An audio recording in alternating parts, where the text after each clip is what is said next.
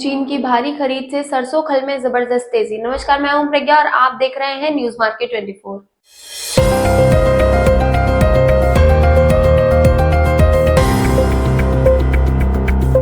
Video शुरू करने से पहले हम आपको एक जानकारी देना चाहते हैं कि अगर आप भी चाहते हैं मार्केट से जुड़ी ताजा अपडेट्स, एक्सपर्ट्स की खास राय और लाइव सेशन जहां आपके सवालों का जवाब मिले, तो अभी ज्वाइन कीजिए हमारा व्हाट्सएप ग्रुप। ज्वाइन करने के लिए स्क्रीन पर दिए गए नंबर्स पर मैसेज करें। तो आज हम बात करेंगे डीओसी यानी कि खल निर्यात की, जहां शानदार वृद्धि देखी गई है। तो चालू वित्त वर्ष 2025-26 के पहले 7 महीने यानी अप्रैल से अक्टूबर के दौरान डीओसी के निर्यात में 3% की बढ़ोतरी होकर कुल निर्यात 24,64,303 टन का हुआ है, जो पिछले वित्त वर्ष की समान अवधि में निर्यात 23,88,327 टन का हुआ था। वहीं solvent extractors association of India यानी SEA के अनुसार चालू वित्त वर्ष के अक्टूबर में डीओसी के निर्यात में 21% की बढ़ोतरी होकर कुल निर्यात 3,71,235 टन का हुआ है। अब अगर बात की जाए सरसों खल के बारे में, तो यहाँ पर जबरदस्त तेजी देखने को मिल रही है। चीन के भारी मांग के कारण सरसों डीओसी का निर्यात बढ़ा है।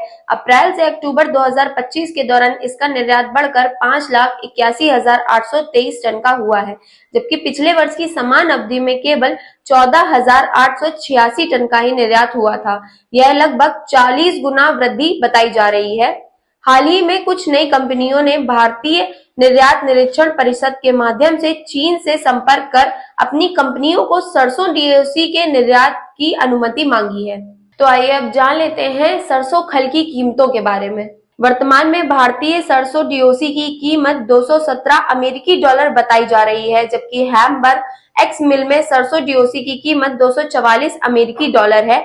भारतीय खल सस्ती होने से मांग बढ़ी है। भारतीय बंदरगाह और सरसों डीओसी का मूल्य अक्टूबर में बढ़कर $211 प्रति टन हो गया, जबकि सितंबर में $198 प्रति टन का था। तो आइए अब जान लेते हैं राइस ब्रांड के निर्यात के बारे में। भारत सरकार ने 3 अक्टूबर 2025 को डी ऑयल राइस ब्रांड के निर्यात पर प्रतिबंध हटा लिया है।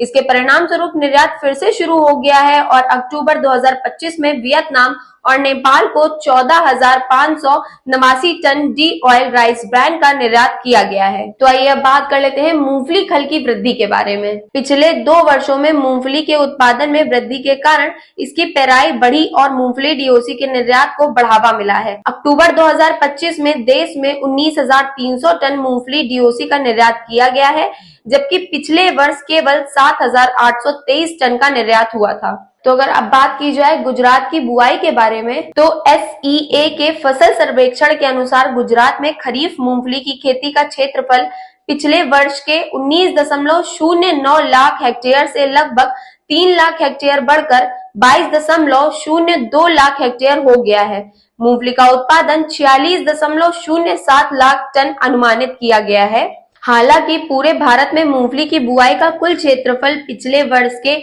49.96 लाख हेक्टेयर से 1.60 लाख हेक्टेयर कम होकर 48.36 लाख हेक्टेयर रहा है। तो आइए अब जान लेते हैं अन्य खल की कीमतों के बारे में। तो सोया डीओसी का भाव कमजोर होकर अक्टूबर में $387 प्रति टन रह गया, जबकि सितंबर में $398 का बताया जा रहा था।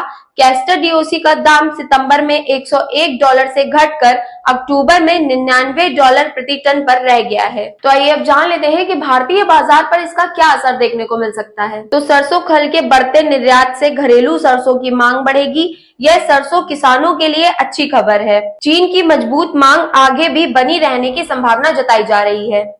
इसी के साथ ही विशेषज्ञों का मानना है कि अगर चीन से मांग बनी रही तो इससे सरसों खल के निर्यात को मजबूती मिलेगी, जिससे सरसों के घरेलू बाजार की कीमतों को सहारा मिलेगा।